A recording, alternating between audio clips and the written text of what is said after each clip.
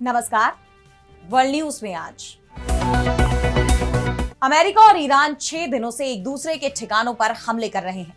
Iran के पलटवार से अमेरिका बौखला गया है और अब उसकी तरफ से ईरान के बुनियादी ढांचों यानी पावर स्टेशन, पुल और रेलवे लाइन को निशाना बनाया गया है, जिस पर ईरान भी भड़क गया।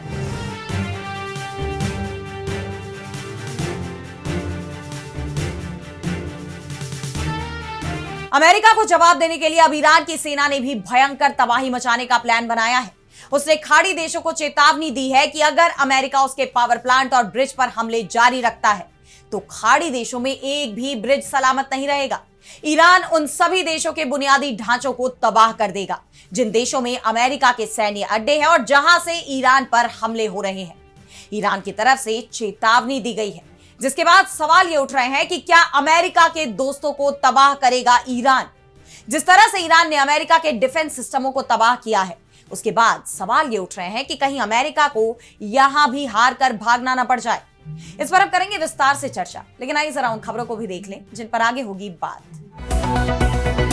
पाकिस्तान अधिकृत कश्मीर में बगावत को चलने की तैयारी में पाकिस्तान सरकार, भारी हथियारों के साथ 8,000 रेंजर तैनात, गृह युद्ध जैसे हालात। उधर बलूचिस्तान में बीएलए के हमलों में 45 पाकिस्तानी सैनिकों की मौत। नेपाल के पीएम बालिन शाह के खिलाफ सड़कों पर उतरे जेंजी, बुलडोजर एक्शन के बाद काठमांडू में भारी विरोध, संसद सत्र तक को करना पड़ा स्थगित। यूक्रेनी राष्ट्रपति जेलेंस्की ने प्रधानमंत्री के बाद रक्षा मंत्री को भी हटाया। फैसले के खिलाफ सड़कों पर उतरे हजारों लोग। ब्लैक सी और आज़ोव सागर में रूस और यूक्रेन के हमले जारी।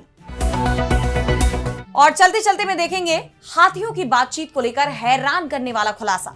कैसे 10 किलोमीटर दूर की सुन लेते हैं ये बात। इन सभी खबरों पर हम विस्तार से करेंगे बात, लेकिन पहले एक नजर हेडलाइंस पर। चीन के जातीय एकता कानून को लेकर विवाद, उइगर मुस्लिमों का आरोप, कहा संस्कृति और भाषा मिटाने की साजिश रच रही जिनपिंग सरकार। भारत जापान के साझा बयान से तिलमिलाया पाकिस्तान, जापानी राजदूत को किया तलब, आतंकवाद के साथ अपना नाम जोड़े जाने को लेकर जताया विरोध। शेख हसीना वापसी पर होंगी गिरफ्तार, अवामी लीग पर चलेगा मुकदमा। पूर्व पीएम के देश वापसी के ऐलान पर आया बांग्लादेशी गृहमंत्री सलाहुद्दीन अहमद का बयान। 2020 के राष्ट्रपति चुनाव में हुई धांधली, अमेरिकी राष्ट्रपति ट्रंप का बड़ा दावा, कहा चीन ने 22 करोड़ वोटर्स का डेटा चुराया, खुफिया एजेंसियों ने छिपाई जानकारी। तो अमेरिका और ईरान के बीच जारी जंग खतरनाक रूप से बढ़ती जा रही है। अमेरिकी राष्ट्रपति डोनाल्ड ट्रंप अब अपनी धमकियों पर अमल करते दिखाई दे रहे हैं। उन्होंने ईरान के पावर प्लांट और ब्रिज उड़ाने की धमकी दी थी और अब अमेरिकी सेना ने ईरान के पावर स्टेशन, उसके ब्रिज और कम्युनिकेशन टावर्स को निशाना बनाया है, जिस पर ईरानी सेना ने भी तीखी प्रतिक्रिया दी। उसने पहले ही चेताया था कि अगर ट्रंप अपनी धमकी पर अमल करते हैं तो ईरान क्षेत्र के बुनियादी ढांचे को तबाह कर देगा। ऐसे में अब यहां से ये जंग भयंकर तबाही की तरफ बढ़ती दिखाई दे रही है। अमेरिकी सेना ने 17 जुलाई को तड़के ईरान के दक्षिणी हिस्सों में बड़े पैमाने पर हवाई हमले किए। अमेरिकी सेंट्रल कमांड सेंटकॉम के मुताबिक ईरान के खिलाफ लगातार अमेरिकी हमलों की ये छठी रात थी, जिसमें लड़ाकू विमान, ड्रोन और युद्धपोतों की मदद से कई सटीक हमले किए गए। इन हमलों में coastal surveillance system, air defence system, सैन्य लॉजिस्टिक्स और समुद्री सैन्य क्षमताओं को निशाना बनाया गया। पश्चिम एशिया में हमारे 50,000 से ज्यादा सैनिक पूरी तरह अलर्ट पर है। अमेरिका के इन हमलों में अहवाज, केशम, बुशहर, दश्ती, बोस्तान, सिरिक, बंदर ए लेंगे, बंदर अब्बास, होर्मुजगान प्रांत और किश द्वीप को निशाना बनाया गया। ईरान के चाबहार समुद्री नियंत्रण टावर पर तीसरी बार हमला हुआ। ईरान की फार्स समाचार एजेंसी ने बताया कि अमेरिका ने इन हवाई हमलों में 5 पुलों को निशाना बनाया है, जिनमें बंदर अब्बास को खमीर और लार से जोड़ने वाला गरीवेह पुल, लतीदान गांव के पास एक पुल, कोहेरेस्टन लार मार्ग पर 2 पुल, बंदर ए खमीर, केशर और बंदर अब्बास को जोड़ने वाला एक आंशिक रूप से निर्मित पुल, खमेर जिले के मारू गांव में स्थित एक पुल शामिल है। अमेरिकी हमलों के जवाब में ईरान ने भी खाड़ी देशों में मौजूद अमेरिकी ठिकानों को दहला दिया है। ईरानी सेना इस्लामिक रिवॉल्यूशनरी गार्ड कोर यानी आईआरजीसी ने सीरिया के अल तनफ सैन्य अड्डे पर स्थित अमेरिकी विशेष अभियान कमांड सेंटर पर हमला किया है। उसने कुवैत में अमेरिकी सैन्य तैनाती स्थलों और रसद सहायता केंद्रों को ड्रोन से निशाना बनाया। कतर के रक्षा मंत्रालय ने भी बताया कि देश की सशस्त्र सेनाएं कई हवाई हमलों को नाकाम कर रही हैं। इसके साथ ही हॉर्मुज स्ट्रेट पर भी अपना कब्जा बताते हुए आईआरजीसी ने कहा कि ईरान ने हॉर्मुज स्ट्रेट पर पूर्ण नियंत्रण बनाए रखा है और जब तक अमेरिका के नए हमले जारी रहेंगे तब तक इस जलमार्ग से तेल या गैस का निर्यात नहीं किया जाएगा। इतिहास, जन समर्थन, अनुभव और युद्ध की तैयारी पर भरोसा करते हुए हम किसी भी दबाव या खतरे के खिलाफ सतर्कता और अधिकार के साथ खड़े हैं। यानी अब हॉर्मुज से तब तक कोई जहाज नहीं गुजरेगा जब तक ये टकराव जारी रहेगा। और फिलहाल तो ये जंग थमती हुई नजर नहीं आ रही, क्योंकि अमेरिकी राष्ट्रपति इस बात के साफ संकेत दे रहे हैं कि आने वाले वक्त में वो ईरान के खिलाफ इस सैन्य अभियान को और तेज करने वाले हैं।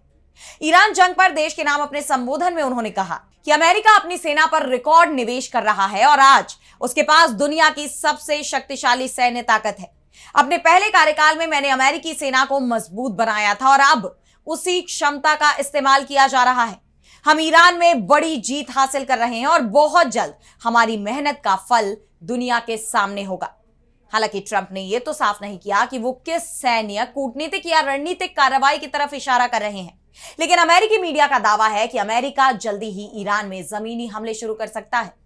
अब जिस तरह यह जंग बढ़ती दिखाई दे रही है, उससे लेकर पूरी दुनिया की चिंता बढ़ गई है, क्योंकि इसका असर केवल पश्चिम एशिया की सुरक्षा पर ही नहीं पड़ रहा, बल्कि वैश्विक अर्थव्यवस्था भी इससे बुरी तरह प्रभावित है। अंतरराष्ट्रीय बाजार में कच्चे तेल की कीमतों में लगातार तेजी बनी हुई है। इस सप्ताह अब तक ब्रेंट और WTI दोनों बेंचमार्क करीब 12% की बढ़त दर्ज कर चुके हैं। हालांकि इस बीच व्हाइट हाउस की तरफ से राहत भरी खबर भी सामने आई। उसका कहना है कि तनाव बढ़ने के बावजूद तेहरान से बातचीत की जा रही है, लेकिन सवाल यह है कि क्या अब ईरान बातचीत की टेबल पर आएगा। और अब बढ़ते हैं अगली खबर की तरफ, जहां हम बात करेंगे पाकिस्तान की। तो पाकिस्तान सरकार इस वक्त कई चुनौतियों का सामना कर रही है। पाकिस्तान अधिकृत कश्मीर की जनता में उबाल देखा जा रहा है। उन्होंने शहबाज सरकार के खिलाफ आर पार की लड़ाई छेड़ दी है। सरकार के खिलाफ प्रदर्शन का नेतृत्व कर रही जॉइंट अवामी एक्शन कमेटी यानी JAAC ने सरकार को 21 जुलाई तक का अल्टीमेटम दिया है कि अगर तब तक उनकी मांगे मंजूर नहीं हुई तो वो फिर मुजफ्फराबाद मार्च निकालेंगे। प्रदर्शनकारियों ने POK को गुलाम और जबरन कब्जा किया गया इलाका बताते हुए आजादी तक की बात कही है। ऐसे में अब शहबाज सरकार विरोध की इन आवाजों को दबाने के लिए और कड़े रुख अपनाने की तैयारी में जुट गई है। POK में 8000 अतिरिक्त रेंजर्स को तैनात किया गया है। ये रेंजर्स भारी हथियारों से लैस है, जिनका इस्तेमाल युद्ध के वक्त दुश्मन के खिलाफ किया जाता है। जबकि अभी तक POK में पुलिस फायरिंग में 12 प्रदर्शनकारियों की मौत हो चुकी है और 100 से ज्यादा घायल है। इसके अलावा लोगों को इकट्ठा होने और रैली करने पर भी कानूनी प्रतिबंध लागू कर दिए गए हैं। कुछ इलाकों में तो इंटरनेट सर्विस को भी बंद कर दिया गया और मीडिया पर सख्त पाबंदी लगाई गई है। अब जिस तरह POK के लोग पुलिस और सुरक्षा बलों के निशाने पर हैं, इस पुलिसिया दमन के चलते लोगों का गुस्सा और ज्यादा भड़क रहा है। इससे क्षेत्र में गृहयुद्ध के हालात बनते दिखाई दे रहे हैं। इस बीच पाकिस्तान के पूर्व विदेश मंत्री और पाकिस्तान पीपुल्स पार्टी यानी PPP के चेयरमैन बिलावल भुट्टो जरदारी ने इस तनाव को कम करने के लिए मध्यस्थता की पेशकश की है। उन्होंने तर्क दिया कि संकट का समाधान जबरदस्ती या एक दूसरे पर आरोप लगाने से नहीं हो सकता है। हिंसा की जांच करने और टकराव की जड़ में मौजूद राजनीतिक और कानूनी मुद्दों की समीक्षा करने के लिए सभी पक्षों की सहमति से एक कमीशन बनाया जाना चाहिए। कश्मीरियों की पहचान और सम्मान बिना शर्त है। इस्लामाबाद में किसी भी अधिकारी को यह तय करने का अधिकार नहीं है कि कौन कश्मीरी है। दरअसल इससे पहले पाकिस्तान के रक्षा मंत्री ख्वाजा आसिफ ने POK के प्रदर्शनकारियों को लेकर कहा था कि ये असली कश्मीरी नहीं है। इस पर काफी विवाद भी देखा गया, लेकिन अब सवाल यह है कि क्या पाकिस्तान सरकार और JAAC बिलावल भुट्टो का प्रस्ताव मानेंगे। वैसे तो पाकिस्तान सरकार के पास ज्यादा विकल्प भी दिखाई नहीं दे रहे, क्योंकि सिर्फ POK ही नहीं बल्कि बलूचिस्तान में भी बगावत भड़की हुई है। यहां एक बार फिर पाकिस्तानी सेना बलूच लड़ाकों के निशाने पर आ गई है। बलूचिस्तान लिबरेशन आर्मी यानी BLA के फतह स्क्वाड ने पाकिस्तानी सैनिकों को ले जा रही बसों के काफिले, उनकी सुरक्षा में लगी टीम को निशाना बनाया है। इस हमले में 45 सैनिकों के मारे जाने की खबर है। BLA का कहना है कि उसका उद्देश्य बलूचिस्तान को पाकिस्तान से स्वतंत्रता दिलाना है। यानी पाकिस्तानी सेना देश के अंदर ही एक साथ कई मोर्चों पर जंग लड़ रही है। और अब अगली खबर में बात करेंगे नेपाल में तेज होते जेंजी प्रदर्शन की। तो नेपाल के प्रधानमंत्री बालेन शाह को सत्ता की कुर्सी तक पहुंचाने वाले युवा आज उन्हीं के खिलाफ सड़कों पर दिखाई दे रहे हैं और इस बार इस प्रदर्शन का सबसे बड़ा चेहरा बन गए हैं गणेश नेपाली। गणेश एक राइड शेयरिंग ऐप के लिए बाइक चलाकर अपने परिवार का पेट पालने वाला बेहद ही आम युवा था। काठमांडू में पासपोर्ट विभाग के बाहर कथित तौर पर रास्ता ब्लॉक करने के आरोप में पुलिस ने उसकी मोटरसाइकिल के पहियों पर क्लैंप लगा दिया। अधिकारियों के साथ बहस और धक्का मुक्की के बाद भी जब उसकी रोजी रोटी का इकलौता साधन उसकी मोटरसाइकिल उसे वापस नहीं मिली, तो सिस्टम के इस बेरुखी और कर्ज के तनाव में आकर 10 जुलाई को उसने सरेआम खुद को आग के हवाले कर दिया और लगभग एक दिन तक जिंदगी की जंग लड़ने के बाद गणेश की मौत हो गई, जिसके बाद से देश के युवाओं में भयंकर आक्रोश देखा जा रहा है। इस घटना के बाद नेपाल में पहले से चल रहे कई विरोध प्रदर्शनों को और हवा मिल गई। युवा तो सड़कों पर है ही, विपक्षी दलों ने भी सरकार को घेरना शुरू कर दिया, लेकिन सरकार भी तल्ख रवैया अपनाए हुए है। गृह मंत्री सुधन गुरुंग ने विपक्ष पर इस मौत पर राजनीति करने का आरोप लगाया, जिससे जनता का गुस्सा और भड़क गया। हालात इतने खराब हो गए कि संसद का चल रहा सत्र तक स्थगित कर दिया गया। ऐसे में सरकार पर अब दबाव भी बढ़ता दिखाई दे रहा है, क्योंकि पहले से ही प्रधानमंत्री बालेन शाह के कई फैसलों को लेकर देश की जनता उनसे नाराज है और अगर विरोध की ये चिंगारी और भड़की तो नेपाल में एक बार फिर जेन-ज़ी आंदोलन भड़कने की आशंका जताई जा रही है।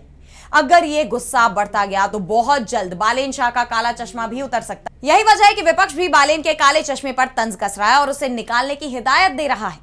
बता दें कि नेपाली पीएम बालेन शाह अपने स्टाइलिश लुक के लिए खासा चर्चा में रहते हैं। वे अक्सर ही बंद कमरे में भी काला चश्मा पहनते दिखते हैं और अब इस घटना ने उनकी कुर्सी को भी संकट में डाल दिया है। यही वजह है कि बालेन सरकार भी बौखलाई हुई है। उसकी तरफ से मामले को शांत करने की कोशिशें भी की जा रही हैं, जिसके तहत सरकार ने गणेश के परिवार के साथ समझौता किया है। सरकार ने उसकी मौत की जांच के लिए पुलिस के डिप्टी इंस्पेक्टर जनरल के नेतृत्व में 5 सदस्यीय टीम गठित करने, उनकी पत्नी एक माया परियार को नौकरी देने और उनकी 2 साल की बेटी की शिक्षा के लिए आर्थिक मदद देने की घोषणा की है। खबरों के मुताबिक सरकार गणेश को शहीद का दर्जा भी दे सकती है, लेकिन क्या इससे युवाओं के अंदर पनपता गुस्सा शांत हो पाएगा, ये बड़ा सवाल है। और अब अगली खबर में बात करेंगे यूक्रेन में मचे बवाल की। तो रूस के साथ जारी जंग के बीच अब यूक्रेन के राष्ट्रपति वोलोदिमीर ज़ेलेंस्की को अपने ही देश में विरोध का सामना करना पड़ रहा है। राजधानी कीव में बड़ी संख्या में प्रदर्शनकारी सड़कों पर उतर आए।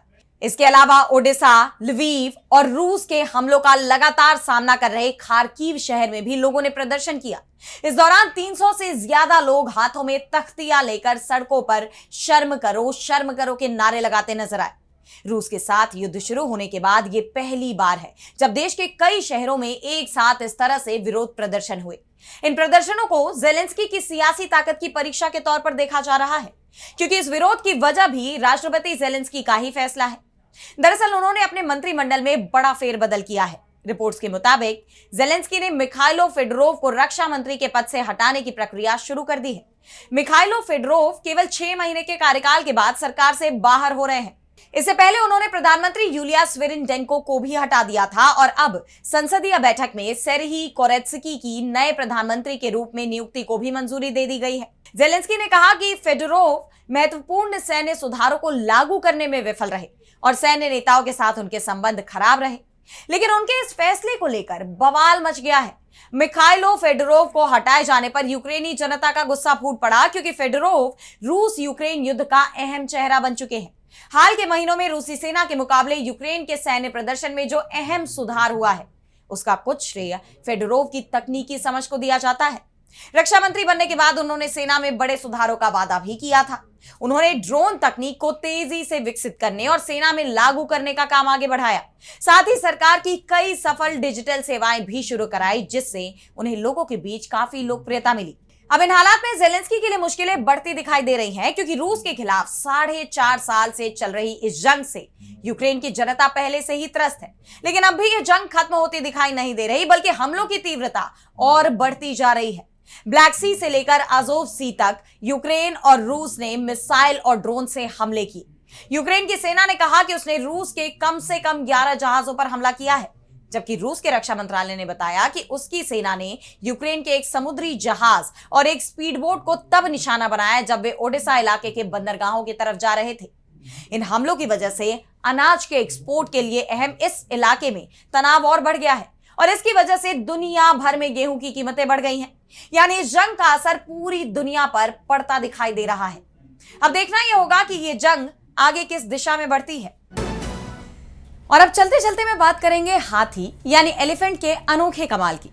तो जरा सोचिए कि आपका कोई साथी शहर के दूसरे कोने पर हो और आपको उससे कोई जरूरी संदेश भेजना हो, तब आप क्या करेंगे? और आपके पास ना तो मोबाइल है, ना इंटरनेट है और ना ही कोई नेटवर्क। ऐसे में बातचीत असंभव सी हो जाएगी। लेकिन एक जानवर ऐसा भी है जो बिना किसी उपकरण की मदद से बात कर सकता है।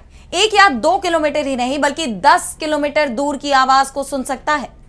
आपको सुनने में ये किसी साइंस फिक्शन फिल्म की कहानी लगती होगी, लेकिन प्रकृति में एक ऐसा जीव है जो ये कमाल हर दिन करता है और उसका नाम है हाथी। सालों से वैज्ञानिक इस रहस्य को सुलझाने में जुटे हुए थे कि आखिर हाथी मीलों दूर मौजूद अपने साथियों का पता कैसे लगा लेते हैं। और अब हार्वर्ड मेडिकल स्कूल की एक नई रिसर्च ने इस राज से पर्दा उठा दिया है। इस रिसर्च के मुताबिक हाथियों के पास एक ऐसी प्राकृतिक बोन कंडक्शन टेक्नोलॉजी है जिसके सामने इंसानों की सबसे आधुनिक ऑडियो गैजेट्स भी फीके पड़ जाते हैं। दरअसल जब कोई हाथी जमीन पर जोर से पैर पटकता है या बेहद कम फ्रीक्वेंसी वाली आवाज निकालता है तो धरती के अंदर कंपन यानी वाइब्रेशन पैदा होती है। ये कंपन जमीन के जरिए कई किलोमीटर दूर तक पहुंचती है और दूसरा हाथी इस कंपन को अपने पैरों की हड्डियों और फिर खोपड़ी के रास्ते सीधे आंतरिक कान तक पहुंचा देता है। यानी बिना हवा में उड़ती आवाज सुने ही उसे अपने साथी का संदेश मिल जाता है। वैज्ञानिकों का कहना है कि यह सिग्नल हवा में जाने वाली आवाज से दोगुनी दूरी यानी करीब 10 किलोमीटर या उससे भी ज्यादा तक जा सकता है। रिसर्च के सीनियर ऑथर डॉक्टर सुनील पुरिया के मुताबिक हाथियों में एक और अनोखी क्षमता होती है। जब उन्हें 200 हर्ट्ज या उससे कम फ्रीक्वेंसी वाली बेहद धीमी आवाजें सुननी होती हैं, तो वे अपने कान की नली को खुद ही बंद कर देते हैं, ठीक वैसे ही जैसे इंसान शोर से बचने के लिए ईयर प्लग लगाता है। ऐसा करने से हड्डियों के जरिए सुनने की उनकी क्षमता करीब 30 गुना तक बढ़ जाती है। और दिलचस्प बात तो यह है कि वैज्ञानिकों को हाथी के कान में कोई जादुई बदलाव नहीं मिला। उनकी बनावट इंसानों जैसी ही है, लेकिन आकार कहीं ज्यादा बड़ा है। उनके मध्य कान की हड्डियां इंसानों की तुलना में लगभग 9 गुना भारी होती हैं। यही वजह है कि हाथी बेहद कम फ्रीक्वेंसी वाली आवाजों और जमीन के कंपन को आसानी से महसूस कर लेते हैं। उनका दिमाग इन संकेतों को तुरंत समझ लेता है और यह जान जाता है कि उनका साथी कितनी दूर है और क्या संदेश देना चाहता है। Frontiers in audiology and otology journal में प्रकाशित हार्वर्ड मेडिकल स्कूल की ये रिसर्च एक बार फिर ये साबित करती है कि प्रकृति के पास ऐसी कई अनोखी तकनीकें हैं जिनकी बराबरी आज का आधुनिक विज्ञान भी पूरी तरह नहीं कर पाया है। तो कैसे लगे आपको रिपोर्ट, हमें कमेंट सेक्शन में बताइए। लेकिन आज वर्ल्ड न्यूज में इतना ही। देश दुनिया की तमाम बड़ी खबरों के लिए आप देखते रहिए डीवी लाइव और मुझे दीजिए इजाजत। नमस्कार।